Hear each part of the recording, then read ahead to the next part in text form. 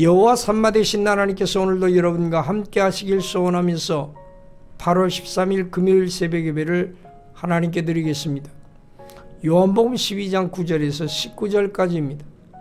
나사로의 부활의 기적을 확인한 많은 유대인들이 가서 예수를 믿는 일이 일어나자 대제사장들이 예수님과 함께 나사로까지 죽이려고 작정합니다.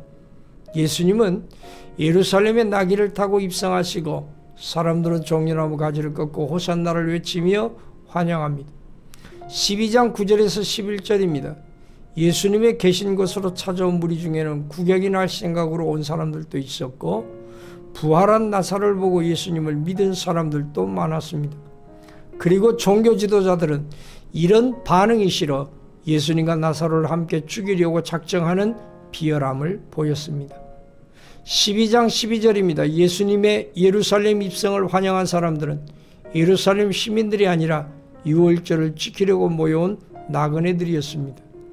12장 13절입니다. 호산나라는 것은 히브리 말의 음력이니 그 뜻은 도와주소서 혹은 구원하소서 라는 뜻입니다. 주의 이름으로 오시는 이곳 이스라엘의 왕이시라는 것은 시편 118편에서 나오는 말씀이나 메시아를 가리킨 것입니다. 12장 14절과 15절입니다.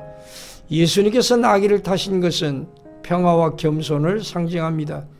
옛날에는 말을 타고 전쟁하는 것이 보통이었습니다. 본문에 인용된 예언은 스가랴 9장 9절의 말씀입니다. 메시아께서 평화를 가지고 오실 터인즉 하나님의 백성은 두려워할 것이 없습니다. 12장 16절입니다. 제자들은 예수님께서 부활 승천하셔서 그의 주되신 영광이 나타날 때까지는 예수님의 나귀 타시고 입성하신 그 일이 스가랴 9장 9절의 성취였음을 미처 깨닫지 못했습니다. 우리는 이 점에 있어서 한 가지 교훈을 얻습니다. 곧 현재에는 우리가 하나님이 하신 일을 잘 모르지만 세월이 지난 뒤에 알게 되기 위하여 그동안의 파란 곡절의 어려움이 있다는 것입니다. 12장 17절과 18절입니다. 백성들이 예수님을 성도에 영접한 이유에 대하여 설명합니다.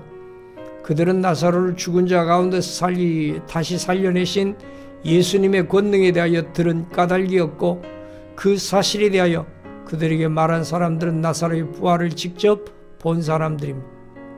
12장 19절입니다. 그들의 말에 온 세상이 저를 쫓는다고 한 것은 무의식 중에 나온 애언이 되었습니다.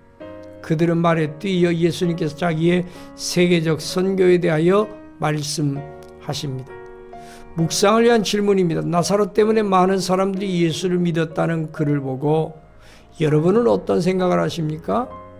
현실에서 예수님을 믿으려는 사람들의 마음을 다치게 하고 천국문을 가로막는 사람도 있고 삶 자체로 예수님을 증거하는 사람도 있습니다. 오늘 여러분은 어떤 삶을 살고 계십니까? 여러분의 삶을 보고 예수님께 돌아오는 심령들이 생겨나기를 소원합니다.